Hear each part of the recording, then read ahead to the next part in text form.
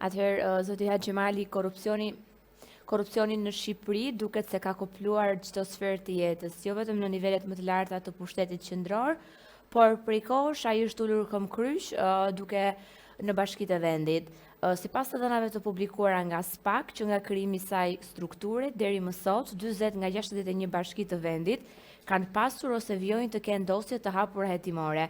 16 kryebashkiak ose ish kryebashkiak janë përballur me akuza që lidhen kryesisht me korrupsionin dhe shpërdorimin e detyrës. Çfarë tregon kjo për korrupsionin e pushtetit vendor?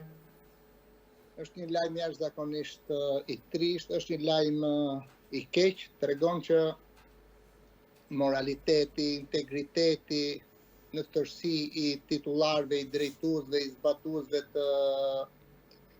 të ligjit është në kuota shumë të ulta. Tregon që niveli i kontrollit i auditimeve të brendshme lë shumë për dëshiruar. Por nga ana tjetër tregon edhe një vëmendje të shtuar dhe një korrektësi më madhe, një zbatueshmëri e ligjit, më me shumë korrektësi dhe përgjegjësi kushtetuese nga organet e sistemit të drejtësisë. Unë personalisht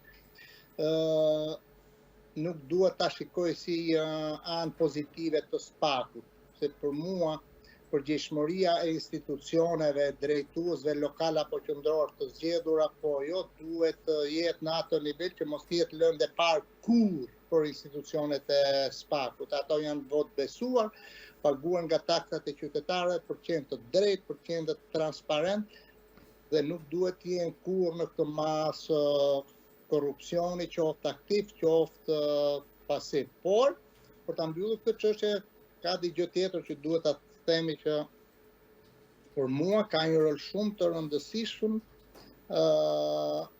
publiku, reagimi publik ndaj këtyre ngjarjeve. Shoqëria jonë duhet të jetë më ndërgjegjshme, më e përgjegjshme dhe duhet të godasi më shumë se kushdo tjetër, më shumë edhe se SPAK-u, persona të tillë, individ të tillë, zyrtar të tillë që kanë zhurjuar qytetarët duke futur duart në xhepat e tyre. Ato duhet të reagojnë.